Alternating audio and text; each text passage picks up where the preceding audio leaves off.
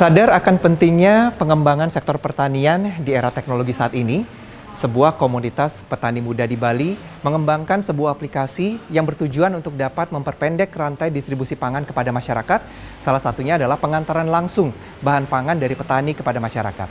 Apalagi di tengah pandemi COVID-19 ini, keberadaan aplikasi yang dikembangkan oleh komunitas petani muda ini tentunya sangat membantu masyarakat untuk tetap mendapatkan produk yang segar dan berkualitas. Hari ini, saudara, saya akan mengajak Anda untuk bertemu dengan Ana Agung Gede Agung Wedatama untuk berbincang terkait dengan bagaimana aplikasi ini berjalan. Beliau adalah sosok petani inspirasi muda yang sangat peduli terhadap sektor pertanian di Pulau Dewata.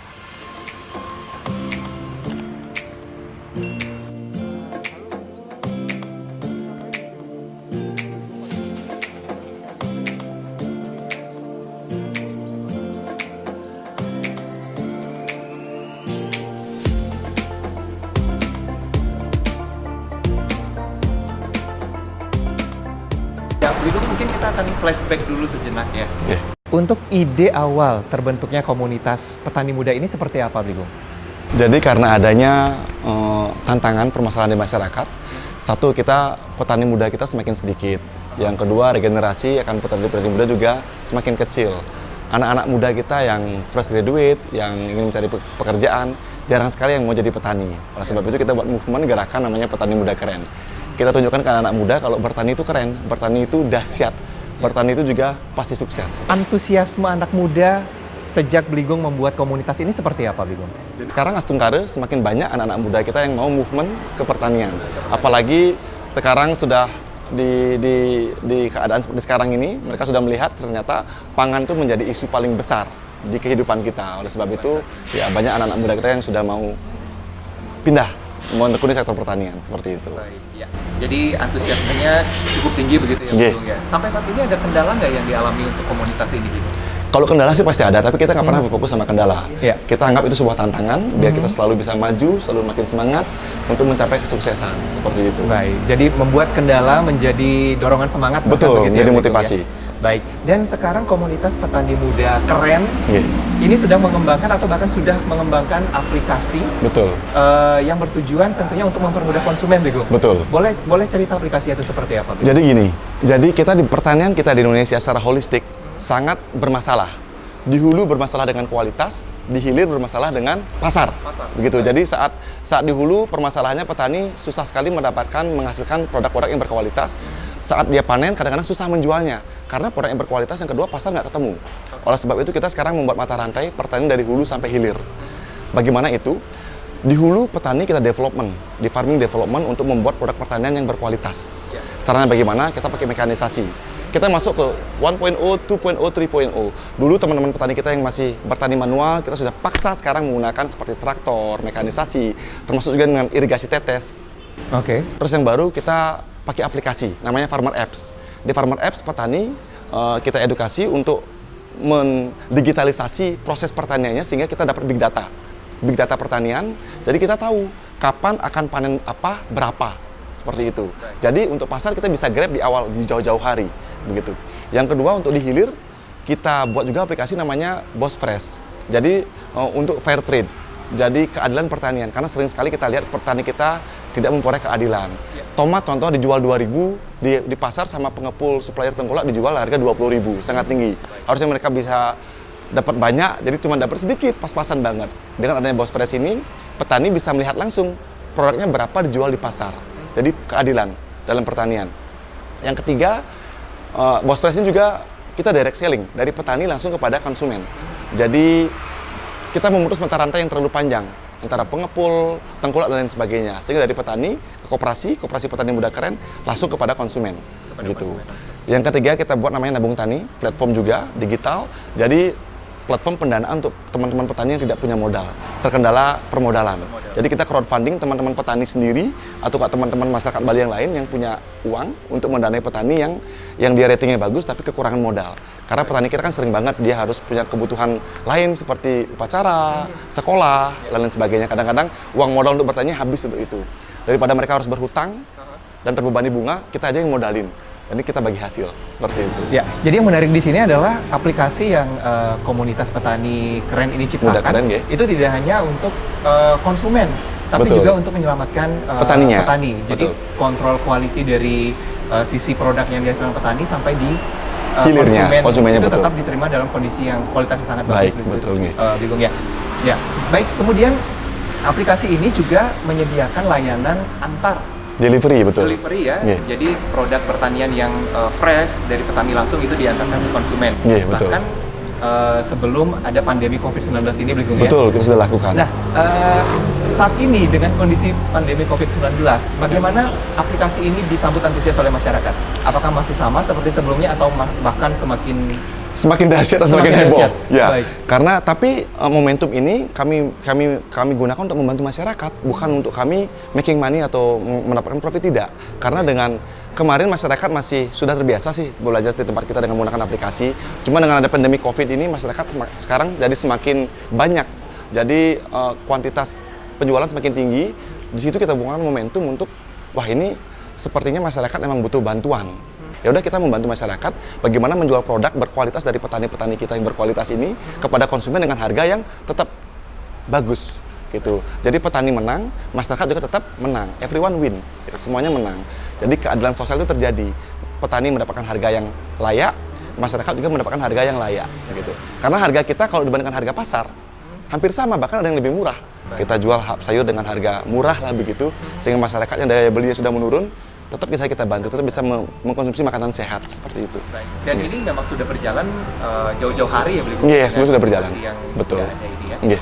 Nah, kemudian kalau kita masih berbicara tentang aplikasi pengantaran, kadang Delivery. yang menjadi masalah itu adalah kesegaran, apalagi ini sayur gitu ya, Ya. Bligong ya. Ada nggak perlakuan khusus dari komunitas ini sendiri untuk tetap menjaga kualitas, terutama misalnya kebersihannya, Iya. kesegarannya, agar sampai di konsumen dengan tetap Berkualitas, terjamin terbagus begitu? ya. Jadi kita buat sistem panen. Panen mereka setiap seminggu 2 kali, Selasa sama Jumat. Jadi petani itu setiap minggu panen, jadi terjadwal, terschedule dengan baik, sehingga mereka fokus bertani. Senin mereka memelihara, Selasa mereka panen, Rabu, Kamis mereka memelihara lagi, Jumat mereka panen. Ya. Selesai panen, mereka bawa produk ke titik kumpul namanya. Kita di masing-masing desa di Bali punya titik kumpul. Produk pertanian dibawa ke sana, dari titik kumpul. Jadi produk yang dibawa titik kumpul ini adalah produk yang sudah disortasi langsung oleh petani di kebun. Contohnya tomat, misalnya tomat yang dipanen tomat yang bagus saja. Yang tidak baik, yang sudah pecah, yang busuk langsung dibuang. Dipakai untuk pupuk, dikembalikan kepada tanaman itu sendiri, seperti itu. Di titik kumpul produk disortasi lagi, di finishing, dicuci, di cleaning, terus dibawa ke packing house. Packing house-nya Petani Muda Keren. Salah satu unit bisnisnya Bos ini, Bali Organik Subak. Salah satu unit bisnis dari Koperasi Petani Muda Keren. Di sini produk kami packaging, kami sortasi, kami final processing lah begitu. Dari sini produk langsung kita antar kepada konsumen, just in time. Jadi produk yang datang di packing house, order yang masuk sebelum jam 4 sore kita antar hari itu juga. Produk yang masuk setelah jam 4 sore kita antar besok paginya. Ya. Untuk perlakuannya gimana, kita simpan di chiller, di pendingin. Jadi produk masih segar. Untuk sayur sendiri, umur sayur kita maksimum cuma 2 hari. Hari ini dan besok. Karena besok lusa kita sudah panen lagi, begitu. Jadi tantangan kami sekarang di PMK adalah bagaimana membuat sayur itu habis dalam 2 hari. Karena panennya banyak, beli. Hampir 2 ton, 3 ton. Jadi kita saluran pemasaran kita selain aplikasi juga kita B2B juga. Dengan beberapa teman-teman pemilik hotel, pemilik restoran, toko dan sebagainya. Juga kita juga jual ke pasar. Kira-kira dari komunitas petani muda keren ini, ada tidak semacam pelatihan? Karena petani konvensional saat ini kan kita arahkan untuk mengikuti kualitas begitu ya, Bligong ya. Ada nggak pelatihan dari komunitas ini sendiri? Sangat ada. Jadi kita di PMK, kenapa kita keren? Kita tidak cuma bertani, tapi kita juga melakukan banyak sekali aktivitas. Yang pertama kita ada farmer camp. Kita ngumpul 3 hari, 3 malam nge-camp bareng semua petani di Bali. Jadi kita sharing di situ, diskusi di situ, cari solusi di situ. Yang kedua kita ada farmer academy, pelatihan petani.